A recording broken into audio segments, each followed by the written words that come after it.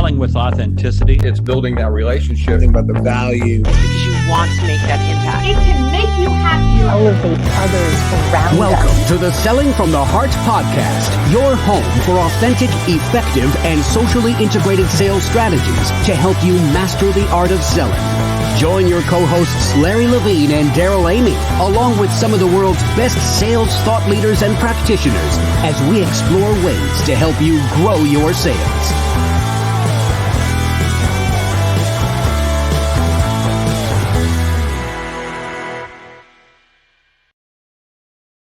Hello and welcome back to the Selling from the Heart podcast. Your co-host Daryl Amy here today with Larry Levine. What's going on, Larry? I knew you were going to ask. It's just another day in Selling from the Heart paradise, Daryl. I'm super excited to be here. It is paradise. It's an authentic paradise. By the way, if you're new to the Selling from the Heart podcast, welcome. You've joined a growing community of sales professionals that are dedicated to being genuine, being authentic, and we call that Selling from the Heart. Larry, it is such a great time right now. I'm thankful that we've got a fantastic guest today. I'm thankful for all the amazing people that are coming around Selling from the Heart as really, I think more than anything, a movement of professionals saying, hey, I buy into this. Sales leaders, I buy into this. Authenticity works. No, it does. And I love the word that you use, movement. That's our deep commitment to everybody who's following us at Selling from the Heart. We're truly building a movement. And we've always said, Daryl, when we have sidebar conversations, it's like people self-select them into Selling from the Heart. It really is cool. And so if this resonates with you, maybe this is your first episode. Maybe you've just been binge listening to Selling from the Heart episodes. If you have, I'm sorry. Hey. No, don't be sorry if they're binge. What they're getting something out of it, dude. It's good. It's good. If you're gonna be hooked on something, get hooked on Selling from the Heart. Hey, if you identify with this, you'd love to hang out in the Selling from the Heart Insiders group. And today's episode is brought to you by the people in the Selling from the Heart Insiders group, which is a community of authentic sales professionals. It gathers every Friday. It actually gathers every day because we're communicating all the time in our private social network. But if you need some inspiration, some encouragement, and you'd like to get surrounded by like-hearted people that can lift you up and sometimes hold you accountable, you need to check out the Selling from the Heart Insiders group at sellingfromtheheart.net/insiders. And this is a great segue into introducing our guest, Daryl, because inside the Insiders group, we get into some very interesting and genuine conversations.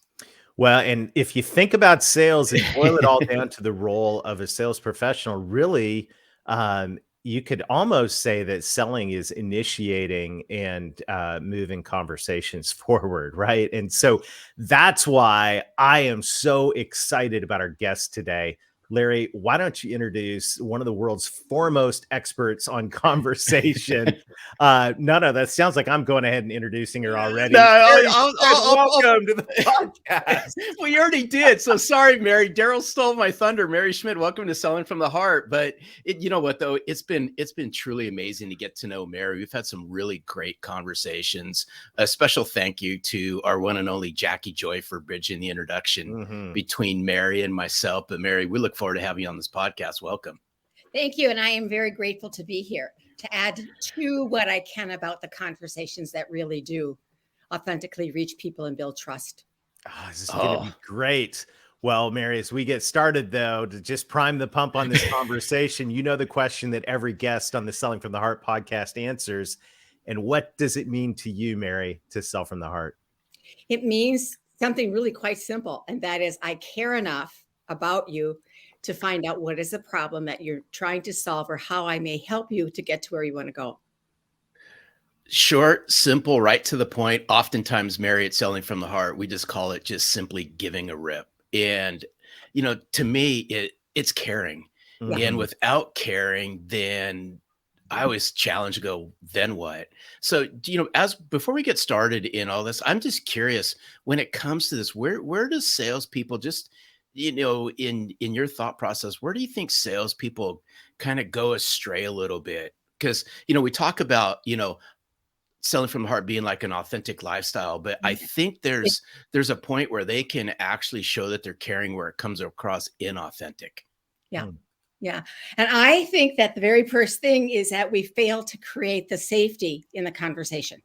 So I say if we're not intentionally including people in the conversation, we're unintentionally and accidentally excluding them. And that's the number one thing we need to do starting out any conversation is to intentionally include and invite people into the conversation. Wow, that right there is we got to peel this back. We got to peel like this one just back. getting started, and that one right there is a like rewind highlight. So unpack that if you would for us just a little bit. Like, So how when you do we invite people into the conversation? So it's a core of all the work that we do. We tap into bringing out the best in them. And how do we do that? Is we simply stop with the noise and all this rapport building and making friends. Instead, start with an emotional connection that simply says, I'm happy to be here with you today. I'm looking forward to our conversation. I'm glad that we can spend our time today. Much different than how's the weather, what's going on, yada, yada, yada. They can get that on any app, quite honestly. And, when I think about it, and you think about conversations just in general that you've been in, and they start with that kind of like small talk, I kind of like think to myself, like, okay, when are we going to get through this and get down to the real matter of why I'm here or what this conversation is about? I fill the space with all this chit chat that's irrelevant. It has nothing to do with me. And I like what you just said, because there's a couple words that have always been near and dear to me for a very long time, and it's how you connect and relate to somebody. And if you just stop and think about it, I think, and now I'm speaking for all the salespeople out there, because I know it's happened to me. It's happened to Daryl, Mary. It's probably happened to you as well, and our listeners, is we have that awkward moment in those first couple minutes of a conversation.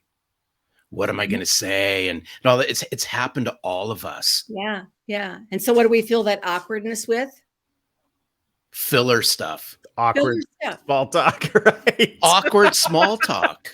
I really like what you just brought into this, though, because I have struggled. Like, I'm a get down to business guy, right? If there's a disc profile, I'm like a capital D with bold, underlined, all of that. So there's a bottom line at part of me that wants to get to the conversation, but I felt like if I don't bring small talk, if you will, into the beginning of the conversation, that I'm being rude. But to do it the way that you just suggested, which is like, I'm really happy to be here. I'm excited about this. I'm looking forward to this and then let's go. I love that. I absolutely love that, Mary. I feel like I've gotten my money's worth out of this episode, so I'm gonna leave you and Larry to finish. I'm just kidding. That right there is, hey, that's okay, because maybe we'll never forget. Daryl, that's okay, because maybe we'll get more listeners. Oh, ouch. There we go. We have a really good time at each other. Sorry, Mary. I don't know. That's probably not friendly. So you need to coach me and Larry on having more collegial conversations on this. But where do we miss it? Yeah. Because I think that's what we've been taught, and we don't know anything else. That's what you do in every conversation. This is what you do, and this is what you say, and it misses the mark. Because all conversation, no one conversation is the same. But what it is the same in the conversations is that I want to know that you are open to me. And what better way to open than start with something really generic, but heartfelt. Yeah. Like, I'm happy we can be here to share this together, that we can share this time. Now, you may have someone who's a high D and simply say, well, let's get on with it. That's fine. But you've at least made that initial connection that they'll remember for a long time. And this is good, and I love the beginning of this. Then where would be the second part of that bridge, Mary, that says, okay, because a lot of times when I start conversations, I'll say, hey, Mary, I'm super excited. I've been looking forward to our conversation. Yeah. Now, help our listeners and the salespeople out there go, okay, now what's a great bridge to continue to invite that person into the conversation? Great question. There's two different ways that I teach. So the next thing is like, I could give you my boring bio, so nice that we're sharing this conversation. I could start by giving you my boring bio, but that's not really what I want to share with you. What I want to share and what I'd like to learn from you, if it's okay with you, is who are you and how did you get here? What's your journey? What's your story? And you open it up because it's all about them and their story. And then you listen. That's a second thing is you just let them unfold. They will tell you everything that you want to know in a few minutes. And then when it comes to you, it's not about your pitch. It's about who you are. What got you to this journey? What is it? I call it, when I work with you, I say, what's your defining story? You guys all both have, when I read yours in your book, Larry, there was this moment where you just knew there was a different way and a better way. Yeah, I oftentimes, and I've been told by a near and dear friend of mine, close mentor of mine, you never know somebody until you know their backstory. Just think about this in sales. If we can just layer in that backstory, just watch what starts to happen, which means it goes back to, slow down, sell faster. And our near and dear friend, Kevin Davis, who wrote the book on it, is this slows it down a little bit, but it actually speeds the connection point up. And do you know why that is? Would you like to know why that is? Absolutely. It has to, it's got to do with something up here, something up in the brain. Totally. Yeah. It has something to do with up there because we enter every conversation with a bit of angst and anxiety. Like, what are they going to say? And where is it going to go? And uncertainty. And when we're talking from the uncertainty, our conversations shut us down. And so what we want to do is leading the conversations and guiding the conversations and do what we can to open it up. Because when we open up, our brain gets a hit of oxytocin. And oxytocin is a social bonding chemical that no matter who you are, male or female, it doesn't matter. It's a human nature. And it's a human way that we connect. So I say, let's just ding that green bell. Green is oxytocin. It opens up the brain so we can think and we can begin to build trust because that's where trust lives. So let's figure out what we can say and what we can do to ding the bell, the green bell, so that people can open. And it's the little things that we do that make the difference. And this is, I love that concept of getting centered before that conversation and not walking in with anxiety on this, because our good friend Don Barden and so much other research, as well as Don's research, says people don't remember anything you tell them. Like, it's just a tiny little bit, but they all remember how you made them feel.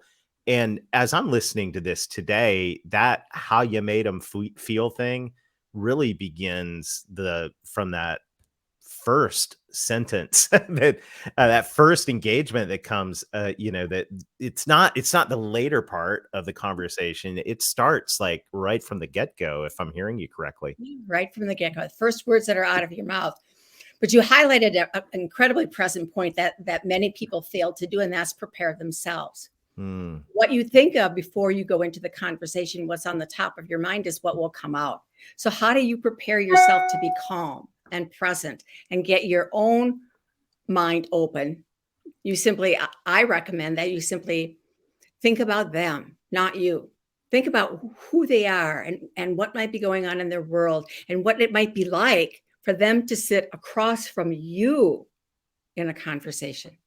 You've already set your mind up not to think about you and what am I going to say next. You've set yourself up to say what's important to them. Oh, I love this. And here's something that I think about often, and some people may not agree, and that's okay, is I think we need to go into some of these conversations and just simply let it flow and go where it goes. Now, we're going to, a smart sales professional is going to lean into these conversations, and through that, they could steer this through some great questions and curiosity. But what would it be like if we just let those conversations go where they go without a hidden agenda? What does that look like? For me, that's what we call co-creating an agenda. So here's the deal. If I have no idea where the conversation is going to go, I may feel a little bit nervous and like, what's going to happen here? So what I teach people and what I recommend is simply to say, so what's most important? Now you've got a sense of who they are, right? You've got the personal connection building. So what's most important for you today? Not starting with, here's my agenda. Here's what we're going to cover at the end of it. No, just relax and let them go first. What would you like to get out of this meeting? And listen. And then if it's appropriate, and sometimes it isn't, sometimes if it may be a first conversation and what you want to do is get to know each other, that's it. Then you say to them, that's great. That's exactly what I had on my mind, is that we take this time to get to know one another. Perfect. If there's more to it, you can then say, let's say it's a second or third conversation, you simply say, so I still want to talk about what's happened between what's going on in your world between the last time you met and meeting now and where you'd like to go. Oh, yes. And by the way, I had a couple things I wanted to talk about. And then you share that. Not only do you let them take control to talk about what's important to them, it shows that you've prepared and given some thought. And then you can work it together. You sort of co-create the agenda. So we'll talk about this and this. Okay. That should be that's our roadmap for today. How does that sound to you? This is where were you at 8 o'clock this morning? I had 2 first-in meetings today with no agenda. That was perfect. Yeah, it's that simple. Right. It's that easy. Wow, Larry. But amazing. What Mary's just brought up, and I see this time and time again, and I think this is where a lot of people in sales struggle, and I'll call them like those the transition comments or the transition conversations that take it from point A to point B. It's those 4 to 6 to 7 words in a conversation that you string along that takes it from where you're at to the next step. This is gold, because a lot of people in sales struggle with this, Mary. Yeah. And what I always say to keep in mind is partnership. It's you and I, shoulder to shoulder, working together to get to where you want to go. It's not where I think you should go, but it's together. It's like this whole thought of like, you have an idea that's yellow. I have an idea that's white, but we put the yellow idea together and the white idea together. We come up with a whole new shade of yellow, a whole new way of looking at what's going on. That's called really co-creation. It's when you and I work in partnership to define and redefine what we can do. That is really beautiful in terms of, if you think about fast forward a little further down the sales cycle, if you will, or the buying cycle, every great sales professional would say, I want a seat at the table. Like, I want a seat at the table. I don't want to be across the table. I want to be side by side. Well, how do you get a seat at the table? It sounds like you're saying that this begins in that first conversation when you co-create an agenda. So we're already collaborating. We're like 2 minutes into the meeting and we're already setting this up to be a collaborative, creative relationship. Beautiful. Beautiful. Because if we want a seat at the table, we have to give the other person a seat at the table too. A comfortable seat. A really comfortable seat. Really comfortable. A seat that's safe, right? A comfortable seat that's safe, so that they can let down their guard enough to know that they can tell you what it is that's on their mind. Oh, I love this. And for everyone who hasn't grabbed a copy of Mary's book, I encourage you to go out and grab it, Make or Break Conversations. But walk us through the inspiration behind this and what makes a great conversation. Conversely, what breaks a conversation? So it all starts with an idea and knowing that there's something missing in the marketplace, if you will. There's something missing. So as a former executive in the healthcare organization, my family would say to me, oh my God, you're the highest paid babysitter that I know. All you do is take care of people, take care of people. And well, that's not exactly true. I thought I had more impact than that. That's awesome. But when it got down to it, there were some people that were easy to get along with and that would join in and do the work with me. And there are some people that just went so resistant that no matter what I tried or did, that I couldn't make headways with them. And so, going to my CEO, I said, what am I doing? What am I doing wrong or right? He says, well, just keep talking. They'll eventually get on the page. Well, that's not good enough for me. So I began to do some research. That was about in 2015. And the whole concept of trust sort of hit the scene. This is what trust is. This is what you do. Here's some tips and tricks. And here's the script of what you do to create trust. You know what, guys, that wasn't good for me. That wasn't good enough. There had to be a reason about why this happens, why some people are so easy to talk with and get on the same page with, and why for some people it's so difficult. So fast forward, I enrolled and studied with Judith Glaser for 3 years to learn the neuroscience of conversations. Oh, wow. Yeah, there had to be a reason. And there is a reason. There is a reason. It's called the neuroscience of conversation, what goes on in our brain that allows us to connect or protect. Because the result of what we say will make me want to open up or back off and close down. And so when I'm closed down, I don't build trust. So the result of the conversation is trust. It doesn't start with trust. It begins with your conversation. Everything we do begins with conversation. So long story short, I began working in the financial services industry, not because I liked them, but because I swore them off and they just had absolutely nothing of value to give to me. In fact, they made me feel stupid. Were they right? Yes. Were they good at what they do? Yeah, but they made me feel stupid. So I instead focused on healthcare and IT. And along, as you will know, some people have a bigger plan than I have a plan. And along came a financial planner and he said, will you work with me? And I thought, well, truth be told, sure, you're paying the bill this time. Long and short of it is we worked together. And as part of working together, we did a role play and he's leading this conversation. I'm thinking, my gosh, he's really good. He's listening to me and I think he cares. Is he really that good? Well, of course he is. I taught him.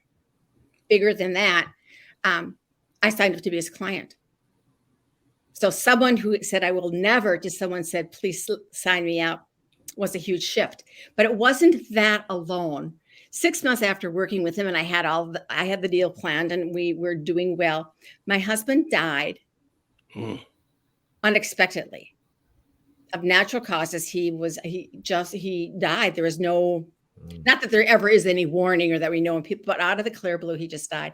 And so I remember distinctly coming home, opening up the door and simply saying, okay, I know the funeral stuff is taken care of. The stuff that I had to do, the tasks, that they're all done. But who's there for me?